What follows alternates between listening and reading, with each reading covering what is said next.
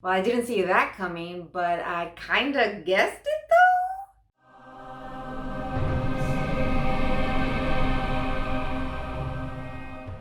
What up, my friends, and welcome back to the MMA channel with me, Marisol.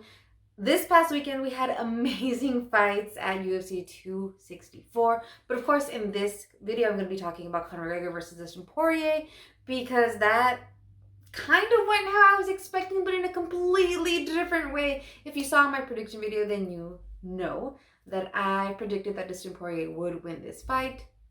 But this one definitely took some creative ways in how it all played out. So if you saw the fight, then you will know that Conor McGregor essentially took himself out. Well, first of all, quick recap of the fight. That first round, because it did end in the first round with a TKO. However, we did see a pretty good back and forth between the two of them, and we actually saw Conor McGregor almost get a guillotine twice. I was screaming. Okay, I was watching the fight screaming to the point where my nephew was like, "Is Thea okay?" I was fine. I was just freaking out, but I was fine. But anyway, with that, actually, after the fact, in his post-fight interview, Dustin Poirier did say he was doing that to bait Conor McGregor, but then later was like, "Oh my God, did I play myself?" And he almost did, but it turned out fine for him.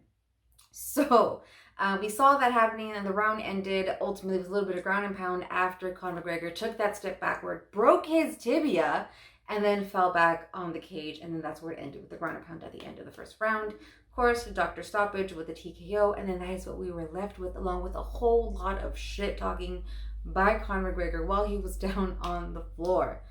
A whole lot of craziness, but a whole lot of amazingness as well with that. So at this point, what actually are we left with? And I think we're left with a lot of questions, and naturally, as the title of this video shows, we're left with Conor McGregor versus Dustin Poirier, the series.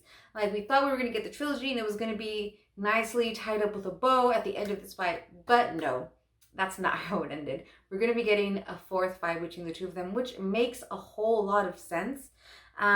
But when this fourth fight will be happening, we don't actually know. So Conor McGregor had surgery on Sunday for his broken tibia. He later tweeted that he was perfectly fine, the surgery went well, that he will spend about 6 weeks on crutches, then after that build back up from that point. That gives us a bit of a rough timeline, but it's still a bit ambiguous, a bit vague as to when he will actually be able to have a fight camp and be in the octagon again. As for Dustin Poirier, naturally, he is ready to have that fight with Conor McGregor again. He even said that whether it is on the sidewalk or in the cage, that he's ready to have that fight. The rivalry between these two is strong, and that is definitely one of the driving forces behind even a lot of us fans wanting to see this fourth fight, which I think is amazing because usually we don't get something like this. But there's still a lot of energy, a lot of hype around and desire around that fourth fight. However, like I said, we don't know when that would even be the case. And then, I mean, 6 weeks isn't too long of a time. It's roughly 2 months, but even then, you still need to build back up that strength and make sure that the bone is strong and all of that stuff. So it might be much longer than just those almost 2 months. And, you know, by that time, who knows? So at this point, for Dustin Poirier, the most logical thing to do is to have that title shot with Charles Oliveira. That makes the utmost sense at this point. Oliveira last fought in May, and then Dustin Poirier just fought this last weekend, so it would make sense that they could even have this fight at the end of this year, maybe early next year, but I think it would be amazing to see them fight November or December.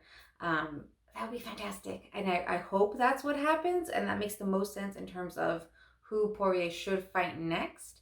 And then in terms for Conor McGregor, that one's a bit more difficult, and maybe something to talk about a little bit more deeply in another video. But I do also want to sort of like pose the question, just kind of ponder the state of his career at this point, especially if we look at what his career might look like once we leave this Poirier Conor McGregor series rivalry that we're looking at here. Because I'm assuming that once we have the fourth fight, then it will be tied up nicely in a bow and that storyline will end for now, I suppose.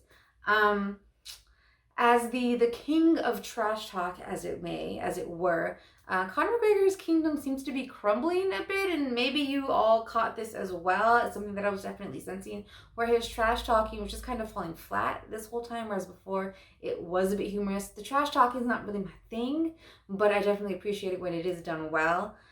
and it wasn't having that humorous effect as it used to. He definitely also hasn't really had the backup behind it when it comes to actually getting the wins in the octagon as well. So it's kind of falling flat in all corners. And then we also see him getting extremely personal. We saw that happen with Khabib, and now we're seeing it again here where he was just attacking the wives as well. Not cute, not nice, not appreciated. Dana White also made comments on that as well. But ultimately, I think that maybe this tactic of trash talking, this tactic of maybe getting into the minds of his opponents, and the trash talking being that methodology there, is faltering. That maybe he's losing that edge that maybe he once had, and it's coming out in the trash talking, or perhaps the fighters know what to expect from him now, and it's just not having that same effect as it once did when he was brand new onto the scene, like we saw with Jose Aldo. But I sense that it is crumbling. And I'm curious to see what this tactic will look like outside of this rivalry that he now has with Dustin Poirier. Because clearly, we definitely want to see Conor McGregor versus Dustin Poirier the fourth time around. And then once that's nicely tied up in a bow and it's over, what is going to be driving us, the fans, to want to watch Conor McGregor again if he has been losing? And that's if he loses that fight with Dustin Poirier. I don't know. It's a question to ponder. I'm curious as to what you all think. Maybe this is something to do a deeper video on. But ultimately, when it comes to Dustin Poirier, I'm excited for his career and what he has coming next, because I think that definitely that title shot is what makes the utmost sense. And ultimately, whether or not they're going to be contenders for the title or what have you, this rivalry is definitely making me much more interested in seeing a fourth fight between the two of them. But let me know what you all think in the comments down below, and I'm excited to see what you all have to say. And also, don't forget to follow me on the rest of my social medias, on my IG, my Twitter, which I'm now on, as well as my TikTok, where I make other analysis videos that are much shorter than this, and some other just fun stuff to get to know me a little better. And of course, don't forget to subscribe here for all the other awesome content that I'll be making on this channel, and I'll be seeing you in the next one.